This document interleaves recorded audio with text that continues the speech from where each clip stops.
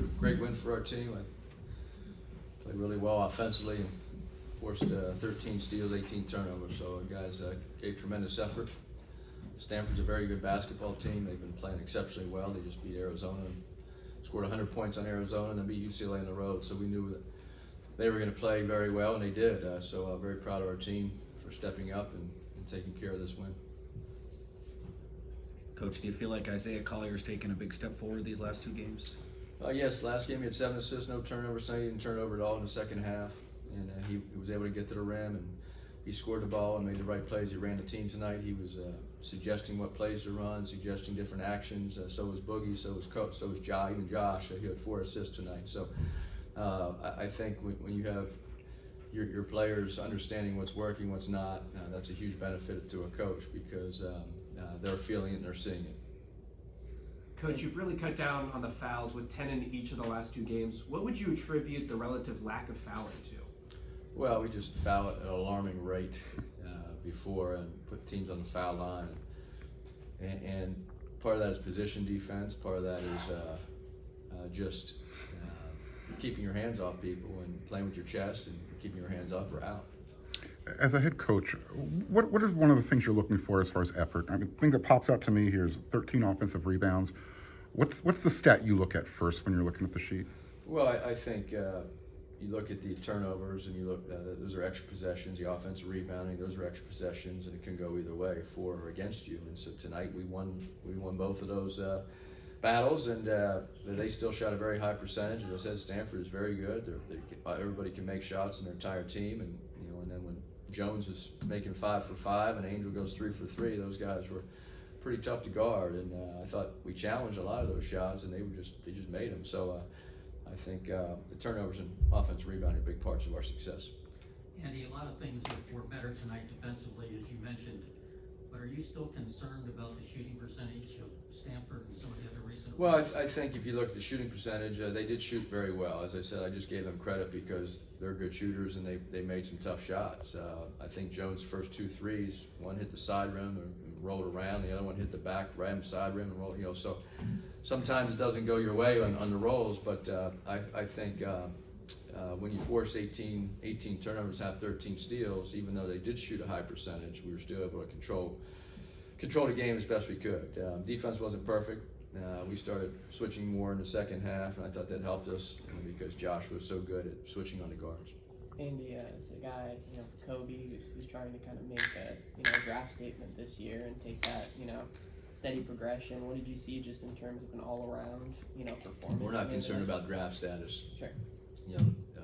When Kobe, Isaiah, and Boogie play well, we're undefeated. So if people are worried about where they're going in the draft, we're just not going to be very good. Kobe had a great game tonight, all-around game with his aggressiveness. He had 5 assists, 5 steals, 5 rebounds, and 21 points. And I thought he played probably his best game of the year. And so, all these mock drafts and projections don't mean anything. A lot of that's based on what you did in your past. It doesn't help you win games right now. So we don't talk about it, and I really don't care. I'm just concerned about putting guys on the floor that want to win, that play hard, play the right way on offense, and give effort on defense. And if they do that, we're a pretty good team. Were you concerned at half when the big three had 37 of the 39? Were you concerned about getting more from others? When they're shooting a ball like this, I'll take it. As I said, when the Oregon game, our big three were 2 for 14 with 6 turnovers in the first half. That's not a formula for success. Oregon State, they turned the ball over at an alarming rate. And so I think the last 2 games they played very good team basketball, played within themselves, didn't try to do too much, but we're still very aggressive, and I think it shows in our assist to turnover ratio. It shows in our shooting percentages. You talk about Bronny James' basketball IQ. I think it was about 3 minutes left before the end of the first half. He anticipated Stanford calling a timeout, coming across court, drew that charge. Did you see that happening too? That was a great play, great play. And the guy was coming full speed, so he just stepped in and put his chest in there, and I thought that was very smart. Andy, how do you think Bronny's handled the challenge of playing in bursts in the way he has had to play because of the minutes restriction? Well, the first half he played probably 9 or 10 straight minutes. Put him at after the first media timeout, and then put him back in at the end of the first. So he's played about 19, 20, 21 minutes a game last few games, and as he keeps improving. You know, I thought he gave us. He missed a couple easy shots tonight. He missed some free throws, which is okay. Everybody does that, but he took the right shots. He played outstanding defense, and he's a big part of our team. Is it more challenging in the second half where you maybe have to watch where his minutes are? No, we just try to have a rotation, a feel for who's playing well and what we need, offense, defense. Some guys get like Boogie and Kobe got tired at the same time, and to take them out at the same time. But it's nice. You know, we're very comfortable with everybody coming off our bench, especially Bronny, and he's done a great job.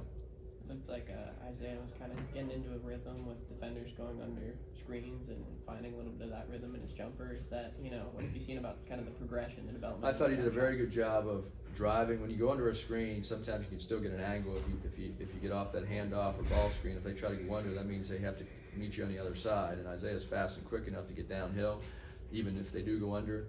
And I thought he did a good job of mixing the jump shot with his driving ability, and really played a smart game. Andy, do you feel like you guys are back on track after the road trip? Do you feel like the team in general overall? Well, I think we've had much better practices. We played much better since those long road trips. Having one home game in 5 weeks was not ideal for our schedule. I think we had the lowest amount of home games in the entire Power 6 conferences. It was 5 in November, December. So it was really hard on us, especially when you're not playing well. We had all those injuries in November. Bronny hadn't come back. Vince was out for 9 months. You know, we had a lot of things, a lot of headwinds then with Kobe and Boogie getting hurt at the same time, and then when they came back, and then we had some challenging road trips, a lot of road trips, and so I'm very hopeful that this team can keep improving, and I think that they bought in to what we're trying to accomplish. We have a chance to win some games, but every game in this league is tough, and our next one's Wednesday night. Hey, does it impress you Bronny's ability to kind of stay into the game defensively even when the shot's not falling early offensively? You know, Bronny is he's a very smart basketball player. He's plays hard every possession, and defensively he helps us. He gets deflections. He can guard the ball on smaller guys, and he's strong enough to guard bigger guys. So so far so good.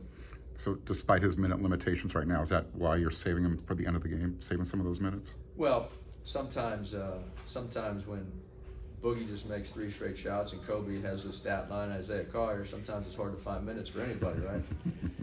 But he played 20 minutes. Bronny played 19, 20 minutes tonight, and it was a big part of our win. And you know, I think each game is a little different from the rotation standpoint, and we'll just adjust as we go. What needs to happen to play better defense in the second half of some of these games? I'm sorry? What needs to happen to play better defense in the second half of some of these games? Well, I thought, hey, we only gave up 44 points. Last game we got 45, so that's pretty good, right? We held them to 59% from the 3-point line and 80 from the foul line, right? No, we played hard. We stole the ball 13 times, had 18 turnovers, had 20-2 in transition. We had 20 points. So a lot of those from our loose ball turnovers that we caused, and so we're a work in progress. We as you know, and I've stated, we're not as good defensively this year yet as we have been the last 4. But we're going to keep trying and improve. As a shooting coach and someone who knows how to shoot free throws really well, what's going through your head when you see the team shooting lights out from behind the arc, but then they step up for the free ones and they're just not doing it? I usually think about if I can get in a jersey real quick and substitute myself in, but that usually doesn't work. I think my hair is a little too silver and gray for that. By the way, do you like my Just for Men? I got the right mix of salt and pepper. Right? I'm getting there with you. I look a lot younger now, don't I? Yeah, free throw shooting is confidence, it's technique, and we started out the game I think 1 for 5, and ended up making them down the stretch. But some guys are great free throw shooters in practice. Some are great in games, and some go in waves and a little streaky. So we'll keep working on it.